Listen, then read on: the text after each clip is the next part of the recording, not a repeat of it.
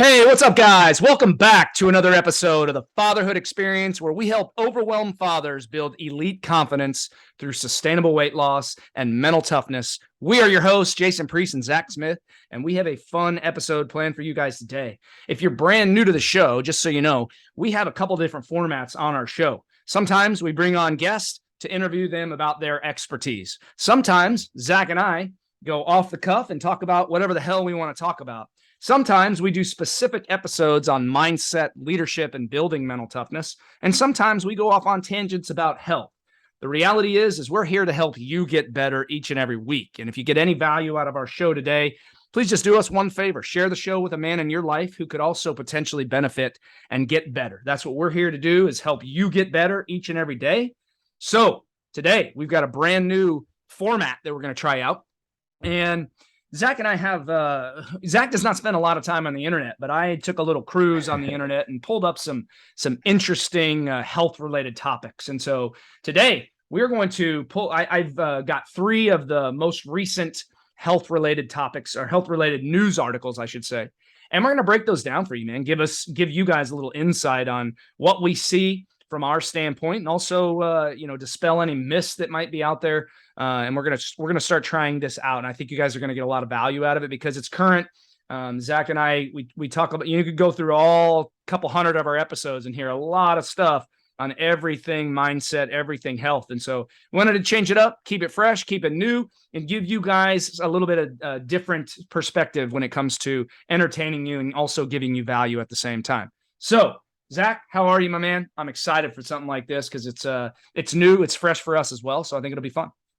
Yeah, definitely, man, definitely. And just going back to what you said, I do spend my fair share on the internet as well. I just spend it in a different side of the internet from Yeah, where you're not you spend. perusing the shit. You're the Yeah. Twitter cruise man. I spend time on the internet too, just in a different platform, I guess we could say. Yep. We're humans, man. We're humans, like just like everybody else. So, what kind of bullshit did you find on the internet today, Jason? Let's talk about it. Well, and I'll before I go there, dude, I wanna say, look, because we teach this as well for our guys in our community and inside the fatherhood, and setting your social media up in a way that serves you and doesn't hurt you, right? Doesn't pull you back in life, because a lot of men out there become victims of social media. A lot of dads just cruise social media and cruise the internet like they're just mindlessly scrolling, and that's something that we teach. And so I want to put out there that over the last 2 months, I've taken a big step back, because I'm a guy that I want to walk the walk and talk the talk. I'm not here to teach you something that I'm not also following. And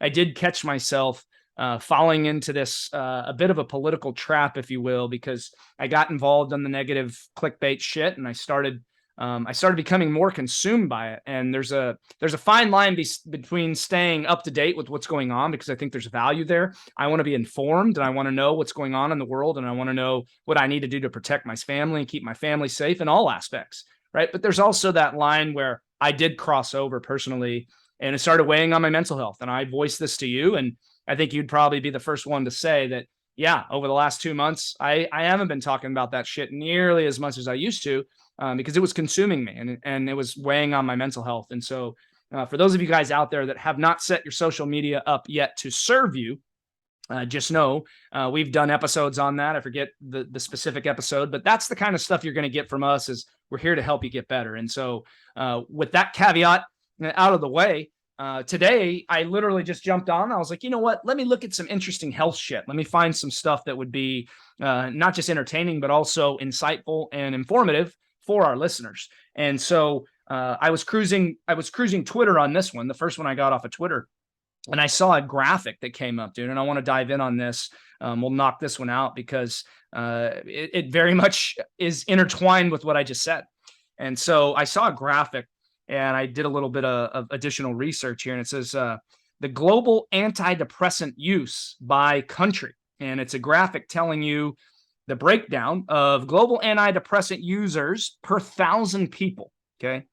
And the least usage, the two countries with the least usage, which is 13 per 1,000 people, is in Korea and Chile. So two smaller countries, obviously, Chile being down in South America, and then obviously Korea.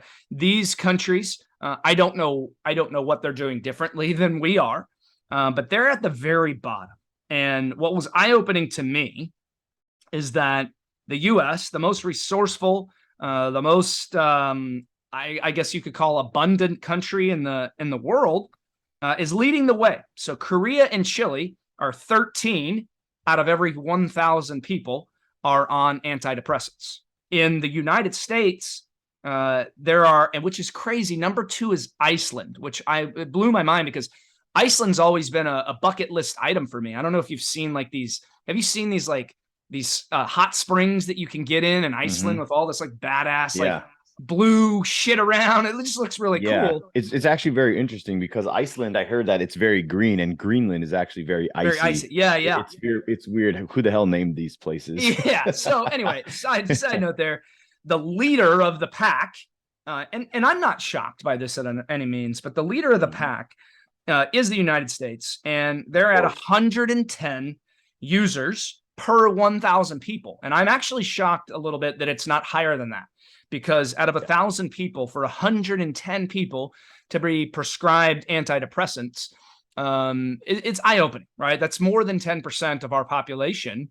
If you did the math over, the 350 million people or whatever we've got in the country, 110 out of 1,000 every 1,000 people are on antidepressants. So what are your initial thoughts on that? Because I want to break this down, because I think that there's a lot of factors that play in here. And I know that there was let me just add this. There was some recent research come out. And I think, if I'm not mistaken, Tom Cruise, I want to say, is one of the ones that called this out, was very outspoken about there's quote unquote no chemical imbalance that they're treating. And that, that there was a lot of buzz around this for a while. And somebody that I actually look up to very much, and I'll just tell his name, is Andy Frisella. And Andy is currently in the process of weaning himself off his antidepressant. He's very outspoken about his depression, has talked about it quite a bit with his own audience. And he's talking right now about, this, like you and I would both agree, Andy's probably one of the most mentally tough guys that you and I are both aware of, right? Like a lot of people look up to him for mental toughness. But his own mental toughness, being as mentally tough as he is, and having the struggle that he is currently of coming off of this thing and how hard it has been for him, he's spoken a lot about this. And so what are your initial thoughts on this, dude? Because for us to be the leader of the pack, but also to be the most abundant and most resourceful country in the world, it's kind of fucked up. So let's break that down. So my initial thoughts, there's two sides to it, right? We know pharmaceuticals is like a multi-billion-dollar industry. Sure. They're always going to try to prescribe you something that you don't really need. So 100%. That's fuck up number one. 100%. Fuck up number two is the fact that we Americans, like as a society, as a nation, as a culturally, have started to coddle people to the point of just pure weakness, where we don't try to get people mentally tough. We try to just get them, what's the word I'm trying to come up with? Mentally accepted? I don't know, inclusive and all that stuff. Like, and look, these things are great. It's great that they want people to be nice to each other and everything all fair and blah, blah, blah. But the reality is, if you don't work hard for what you want, you're not going to get shit. So right. What happens when everybody thinks that, the world is fair? When people get set up with unrealistic expectations and it never comes to fruition, they're like, oh man, what the hell? Why me? Oh no, I'm a victim. I'm depressed now. No, right. You're just an entitled little bitch. That's what I'm going to say here, dude. Now, I don't want to come off too strong, but I'm going to come off too strong. Most of these people who are, I'm depressed, I'm so sad, oh my gosh, it's because they feel like shit is entitled to them. They feel like they're supposed to get the promotion because they've been at a job for 10 years, damn well knowing you come into work, you're the last one to show up, and you're the first one to leave. You never do anything beyond what your job description says. And you only do just enough to collect your paycheck and not get fired. But you expect your ass to get promoted because you've been at the company 10, 20, 30, 40 years. And when it doesn't happen, you bitch, whine, and complain. And then you got the other guy who's hustling, working hard for what he has, helping people alleviate their responsibilities because he's learning a new skill set so that he can level up. So when that position opens up, he can go into that spot. He earned it. That is a hard worker who will not be on depressants, antidepressants, because he's working hard for the shit he has. And when he gets it, it just makes him happy. Dude, honestly, happiness is a choice. It's your perception on your reality, right? It's really what it is. Most people now, there are a small percentage of people where they do have the chemical imbalances in the brain, but most people, this shit stems from you being a whiny, entitled little bitch. Yeah. Happiness for the vast majority of people is a choice. And anybody who thinks otherwise is a victim. And unless you get out of that bullshit mentality, you will never, ever, ever think otherwise because you're too busy feeling sorry for yourself instead of putting in the work that's going to help you to feel fulfilled and ultimately become happy. Right. This is the way that it works. And we've talked about this countless times and time again. So we have two issues in this country: a country that's entitled, that feels like shit should be given to us, in conjunction with the doctor who gets a kickback by prescribing you an antidepressant. It's fucked up two ways. Those are Well, my initial thoughts, man. yeah, no, look, you brought up some good points that I want to unpack here, because let's start with the doctor piece, right? Like the reality is Yeah. is whether they get a kickback or not from your prescription, what they do get is they do get visits now built in every 3 to 6 months, right? They do get to see you in the clinic, which is another charge, and now they have we'll call it a subscription program, right? It's recurring revenue because now you're a patient, you have to come in to see them, they have to monitor you, they have to do all this stuff, they have to adjust your dosages just in case, if you're having mood swings or whatever that looks like. Right. My question, I guess, would be this: is there more depression now and more in the US than ever? Or are people more likely to think that they have a case of the blues, that case of the blues means real depression? Or the final question would be, or are doctors just more likely to prescribe drugs? And I think that there's all the above, right? We do have more depression in the country right now because let's not ignore what's going on in the country. This is disastrous, right? This is the worst economic state we've ever been in, and it's only getting worse. And so I realize that there is a certain level of anxiety and maybe even some underlying depression out there. Where I 100% agree with you, though, and we've seen it in our community. We have guys in the fatherhood all the time who have been able to come off anti-anxiety and antidepressant meds because they fixed this. They fixed their mindset, right? They built mental toughness. They built mental fortitude to be able to deal with adversity And at a high level. and change your perception on life. Yes. Perception's huge. Yeah. It is huge. Which part of mindset? Yeah, and it's like, let's just start with a fucking gratitude journal, dude. Most people don't do that shit. There's a very small percentage of people in the world that fill out a daily gratitude journal. You know what? If you start there, I guarantee you're going to feel less depressed just with that one move. Okay. But going back to the overprescribing, we live after the last 2 years, especially with the jab and all this around that. I think it's pretty clear right now that there's not a lot of people in the medical community that can be trusted. The reality is there's obviously big pharma plays a massive role in our medical system. And that's why preventative care and wellness has become, so extremely important for you on the front end of your life so that you don't end up trapped in the medical system, right? When I say trapped, you're on blood pressure meds, you're on cholesterol meds, you're on diabetes medications and all these things, and quite possibly not need all that stuff.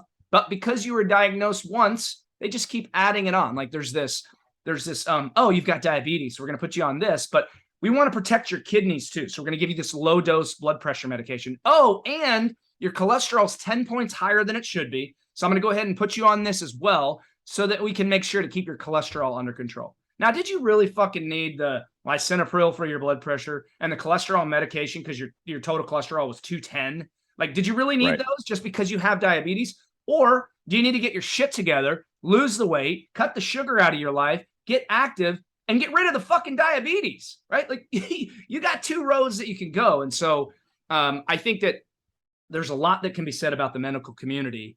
But what I want to touch on is the part about the blues, right? Because we got a pretty shitty situation going on right now. And I understand it's hard on a lot of people.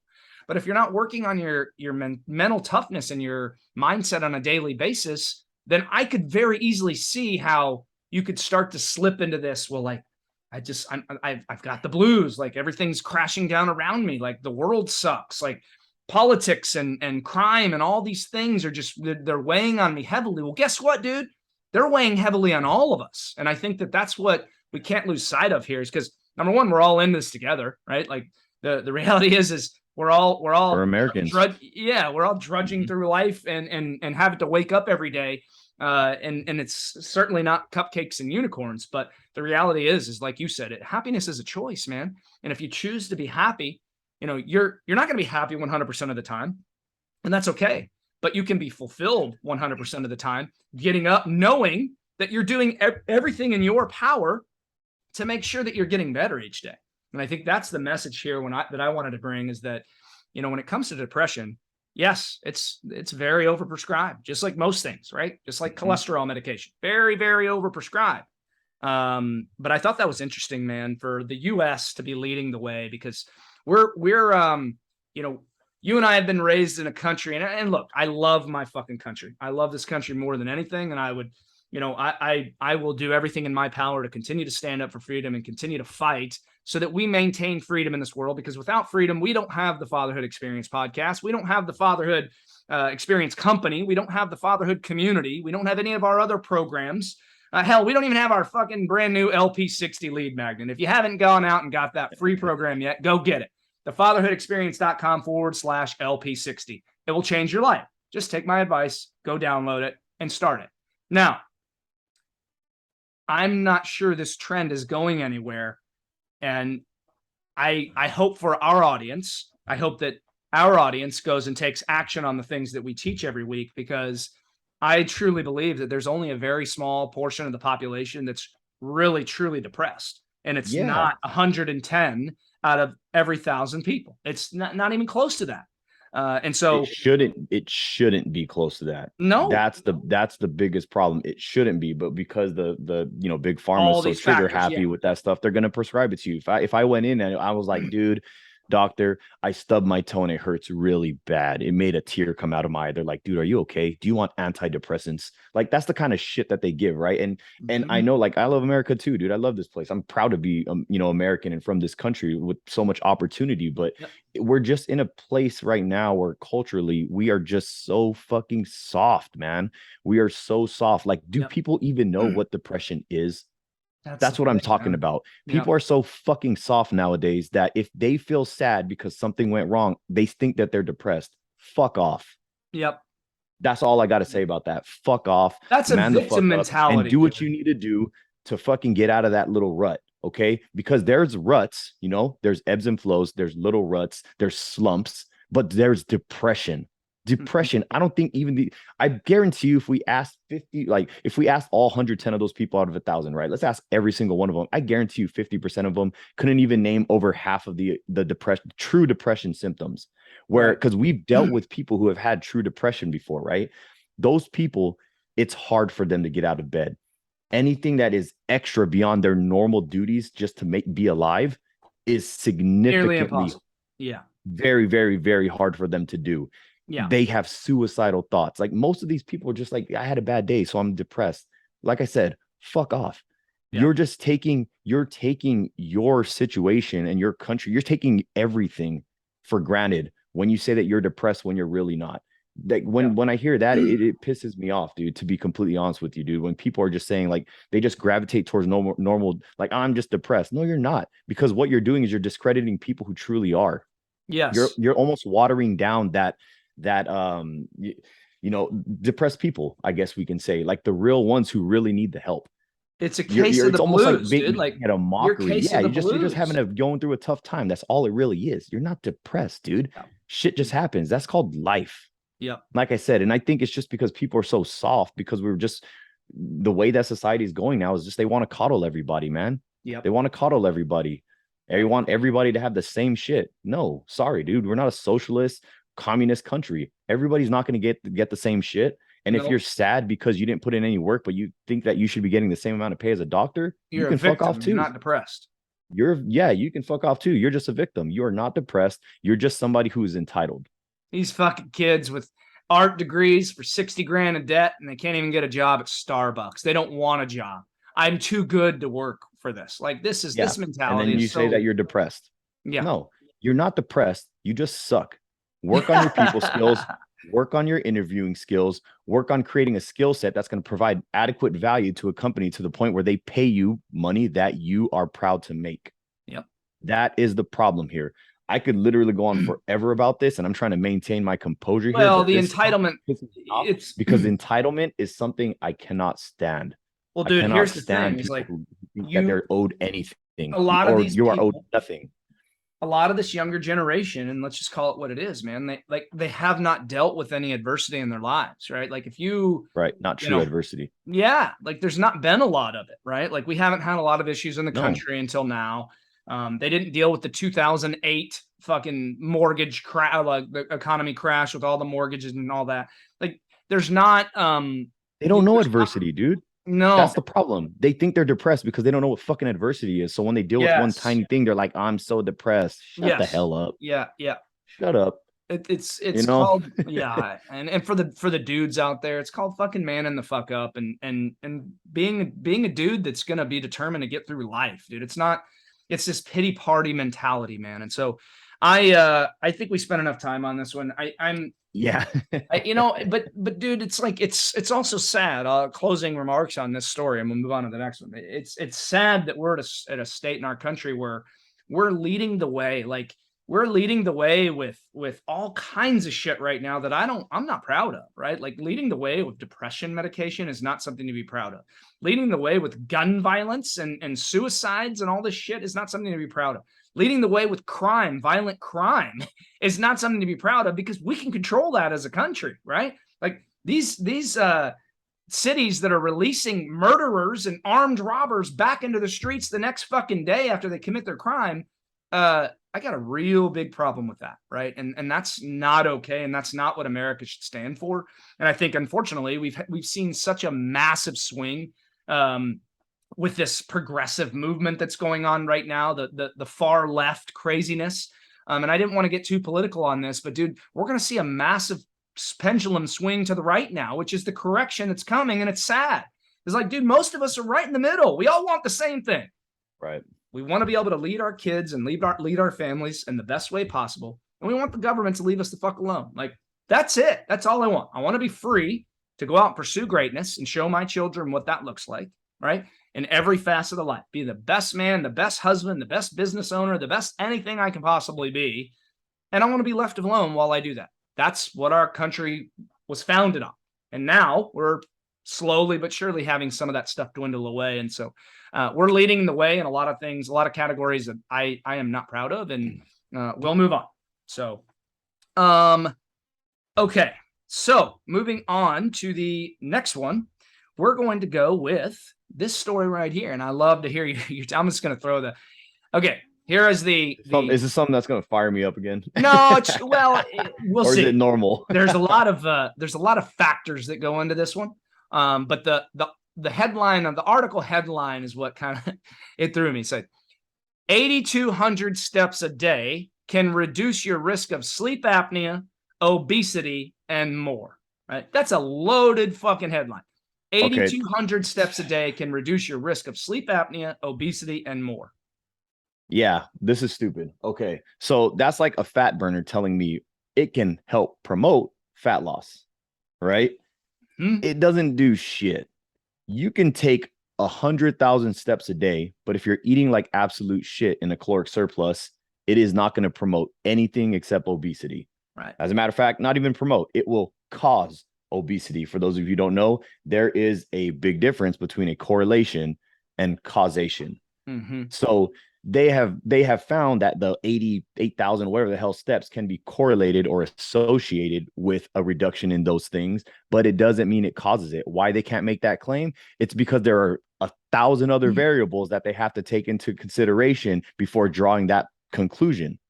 Yep. So that number is essentially abstract. Well, let me read this for you, because this will give some context here, and it's kind of funny context, right? So want to reduce your risk for many chronic diseases and obesity?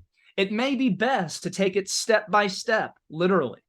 Using a Fitbit device to track and increase daily step counts can lower a person's risk for chronic conditions like diabetes, hypertension, obesity, and sleep apnea, according to a study published online in Nature Medicine.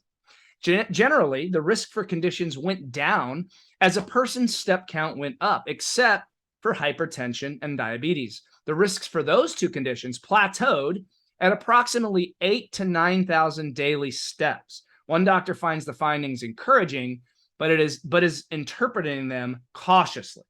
Whoever that doctor is very aligned with us because this is like it's just so abstract, dude. Like that's a loaded statement because you already kind of preface it with, well, you can eat like shit and still, dude, you know how many fat guys that we talk to that desperately need our help who average 10,000 steps a day and are one of our guys. Hey, anywhere? one of our guys. Okay, one of our guys. We won't even mention names right now, but just so you guys know, he's been in our program for like what, not even a month, and down like what, 16, 20 pounds or something like that. You'll know who I'm talking about exactly, Yep, Jason. He's one of a referral from one of our clients who are absolutely crushing it. This guy was working 7 days a week, working out 7 days a week, sometimes doing double days. Could not lose any weight. Could not lose any weight. Do you think that if he did 8,000 steps a day or even 10,000 steps a day, do you think that would be the difference between him being stuck and not when he's already doing double days, working out 7 days a week? Exactly. There are way too many variables to take into account to draw that conclusion. That's bullshit. Guess what, Jason? I eat blueberries. So you know what? If I eat a lot of blueberries and I reduce my chance of cancer, I could literally say anything. Say that about anything. I could say it about anything. You know what? When the moon is 90 degrees directly above my head, I actually weigh less because the gravitational pull from the moon and blah, blah, blah. So that means I'm skinnier. Like you could just say all kind of bullshit. You could correlate anything to anything is what most people don't realize. Once people understand the difference between correlation and causation, they start to understand that when somebody says something that's just merely a correlation and it's a weak one, they start to see the bullshit everywhere. It's like you put on goggles that gives you vision to cut through the bullshit. That's like what I have on all the time when I see stupid statements like this. Yeah, they're stupid. Now, is it good if people move more? Of course it's good. Yeah, and we're not discouraging that. But you can't just throw out random shit like it's gonna fix your shit, because it's not. If you eat like shit, then you're gonna look like shit.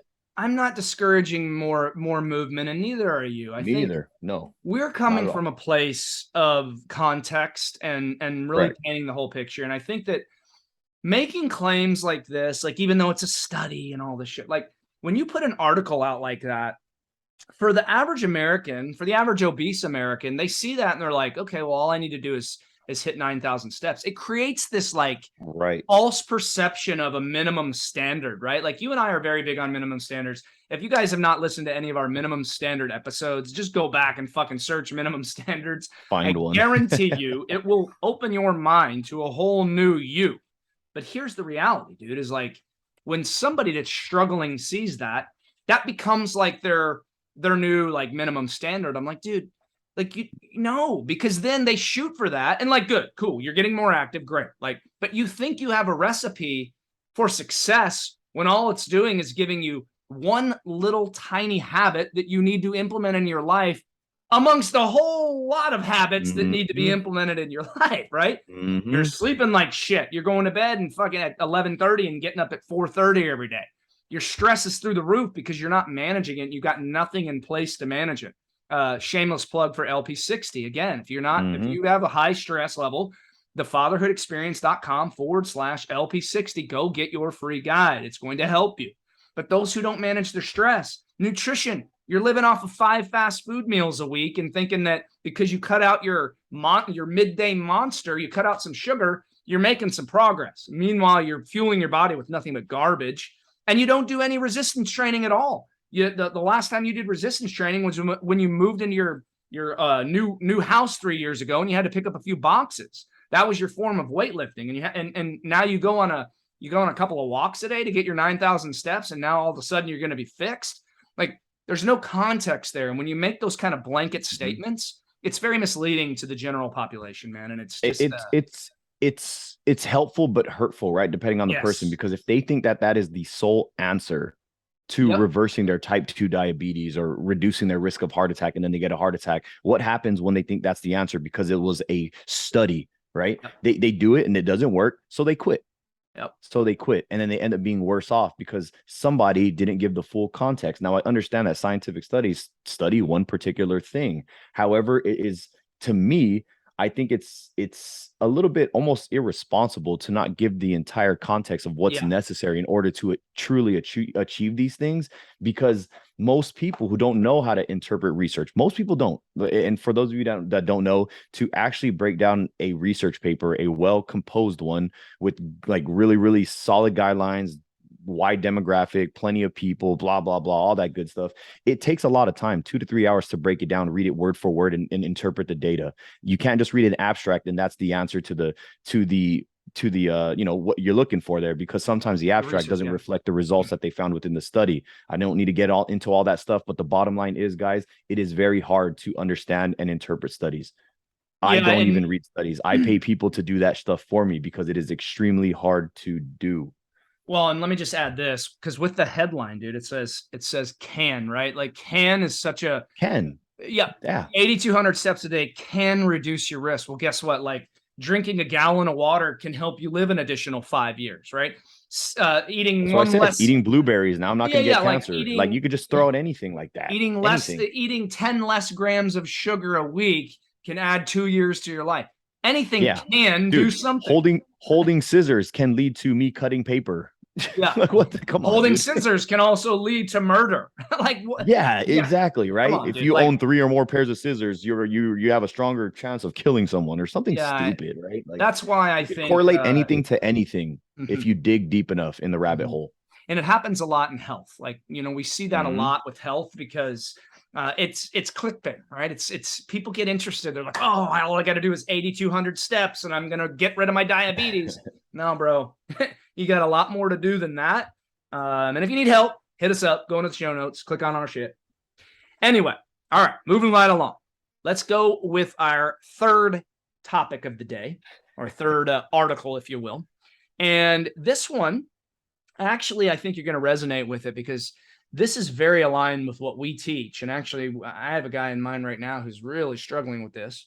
But I love this one, man. And this one is going to be great. Okay, so last one of this episode, and we'll do more of these. If you guys like this, go into the show notes, drop us a review, and tell us what you loved about this episode, because we're here to help you get better each week. And if breaking some of this down for you to give you more clarity on your health is helpful for you, then we want to do that more for you. So this one reads: less than 5 hours sleep per night may raise dementia and diabetes risks.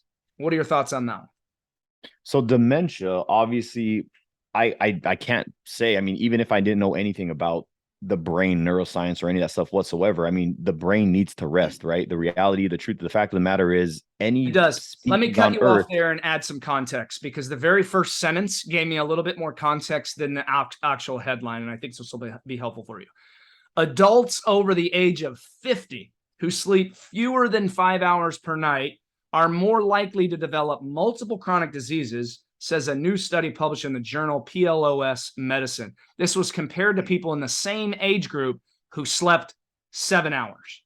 So there's your Well, context. I mean that makes sense, right? Because the older we get, the less our neuroplasticity becomes, right? So the Right. more our brain needs more of the rest. It doesn't recover as well. It's not in the state of growing anymore. It's more of a kind of just is there, right? So Right. so you got to protect it. It's kind of like what we do when we're younger, right? We build up a lot of muscle, understanding that testosterone naturally dips as we age. So we are trying to build as much muscle as possible. So when we get to the age where testosterone takes a dip, we can at least maintain what we work so hard for, right? So it's kind of with I'm using the same kind of the same kind of idea here. Is we're trying to get our brain to develop and grow as we're aging, and then just get smarter and smarter and smaller, going through school, educating ourselves, whatever the hell we do to do that, and then protecting it as we get older. We become more frail, right? Our elasticity in the skin starts to lessen, right? Testosterone starts to dip. Your neuroplasticity is just it's I don't want to say gone, but it's significantly reduced. Everything is just getting reduced. So yes, I believe that you have to rest your brain, because if you don't rest your brain, then obviously there's going to be cognitive not dysfunction, but lack of Decline. optimal We'll go function, to I guess we decline. can Yeah. say. It will be suboptimal performance. So that makes absolute sense. Now, I can't speak too much about the whole diabetes part of things, but it would be kind of like another one of those correlation things when it comes to that. Like I think there's a direct association with lack of sleep and lack of performance in the mind, cognition. That makes absolute sense. I don't know about the diabetes thing. I don't know about any research that links the two directly. But if I were to take my best guess, it would be all the negative things that are associated with lack of sleep, Yeah, which for sure. is elevated levels of ghrelin. For those of you who don't know, that's our hunger hormone. So when you have a shitty sleep, low quality or low quantity, and or both, your ghrelin levels are extremely high. So you crave all day, you eat a bunch of junk food, and you end up in a caloric surplus. When you're in a caloric surplus, you put fat. When you put fat on, you keep doing that for X amount of time, depending on your genetics, you are bound for diabetes. So it might be indirectly when it comes to that, but that honestly would just be my guess based on what I understand about, just normal physiology and all that good stuff. But those are my thoughts, man. How about you? Yeah, so a couple things here. I guess, well, first let me just start by saying, I find it funny that we had a deep conversation about this with some of the guys in our Fit Father Accelerator program Yeah, yesterday. yesterday. Yeah. Yeah, and I think my stance here, especially on the sleep, like I think the number one thing that I want to say here is that you saw the context was like it was compared to people who slept 7 hours, right? So less than 5 compared to 7. So let's say 7 is the standard for everybody who wants to optimize their sleep. Because you and I, we preach greater than 7 hours, right? Most people aren't going to get 9, but somewhere between 7 and 9 is where we should be. I'm pretty solid after 7 hours of sleep, right? Like that's a pretty good sweet spot for me. So let's break that down on a grand scale here, because the example I used yesterday was, look, dude, if you're supposed to sleep 1/3 of your life, 7 hours is essentially 1/3 of your day. Let's say it's a little bit less. So if you sleep, or if you live to be 90 years old, you're going to sleep close to 30 of those years. And when you think about it like that, dude, when you think about that 1/3 of your life is spent sleeping, um, I would say no matter what you believe in, whether you think we came from dust or whether you believe in a God, a higher power, whatever that looks like in your life, I believe in a higher power. Our creator, or the galaxy that created us out of dust, if that's you, our creator knew a thing or two about the human body and the importance of sleep. And there's a reason that why we need 1/3 of our lives to be spent sleeping. Some magical processes happen while we sleep. You mentioned the ghrelin, you mentioned all the stuff about the hormone regulation. Cortisol levels go up, right? Like there's so many impacts, or so many negative impacts of not getting enough sleep. All of them having secondary factors of you eating more, of the I guess the processes that take place after you don't get enough sleep, right? And so I definitely understand the risk for both.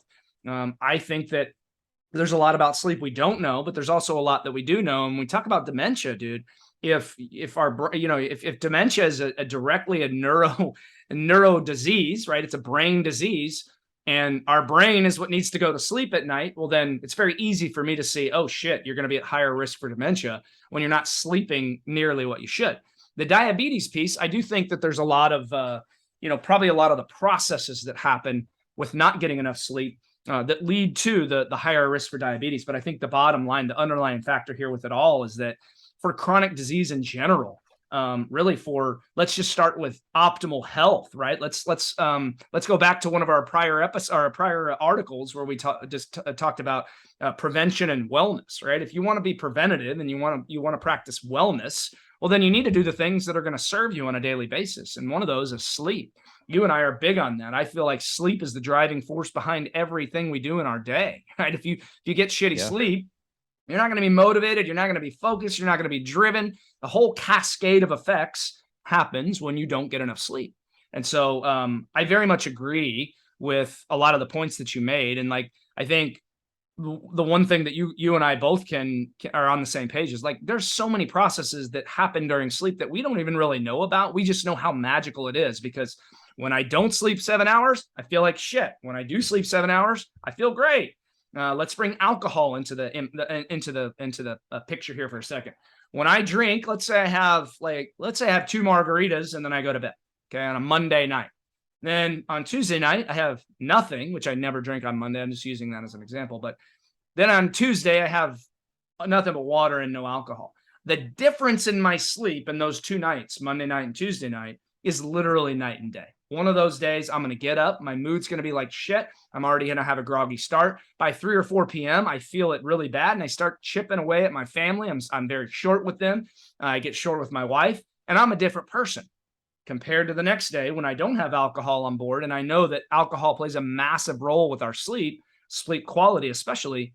Now I'm like a different person. So just that one little example alone tells me that I need to value my sleep at a high level, which is obviously what I do. And so, yeah, man, I that's all I really have to add on that. But I think that was the best one of all because the article was not misleading, or the headline was not misleading at all, and it very much painted a picture of what we teach a lot of. Yep. No, I absolutely agree, man. That's the one thing that we talk about all the time. Like when they say, where do I start? We always talk about sleep, because if sleep quality is bad or sleep quantity is bad, it's usually both.